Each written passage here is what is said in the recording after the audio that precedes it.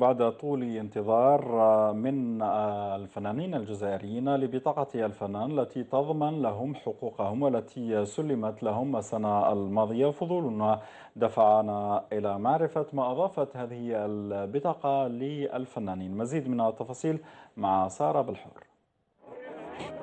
سنة تمر على تسليم وزارة الثقافة أولى البطاقات المهنية للفنانين خلال حفل حضره كبار الفنانين أتوا من مختلف ربوع الوطن، وهو القانون الذي اعتبروه حينذاك حماية لهم باعتبارهم عمالا مستقلين دون أجرة. قانون صادقت عليه الحكومة في مرسوم تنفيذي متعلق بالحماية والخدمات الاجتماعية للفنان والمؤلف.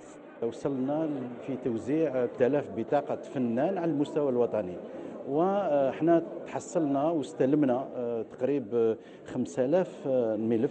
بعد مرور السنة على توزيعها على الفنانين الجزائريين، أخذنا الفضول لمعرفة ما أضافته هذه البطاقة من جديد، لكن معظمهم عبروا عن استيائهم كونها لم تضف شيئا.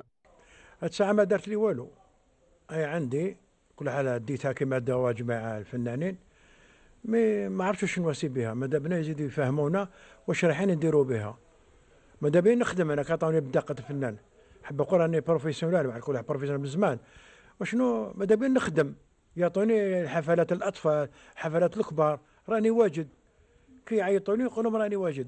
صراحة أنه البطاقة هذه أنا راهي في الدار محطوطة داخل القجر، ما زادت فيا والو، لأنه ماشي البطاقة هي اللي تخليك أنك تكوني فنانة، ولكن كما قال لك يستوجب على الفنان أنه يكون معترف به في الوزارة ومعترف به في هذا الميدان.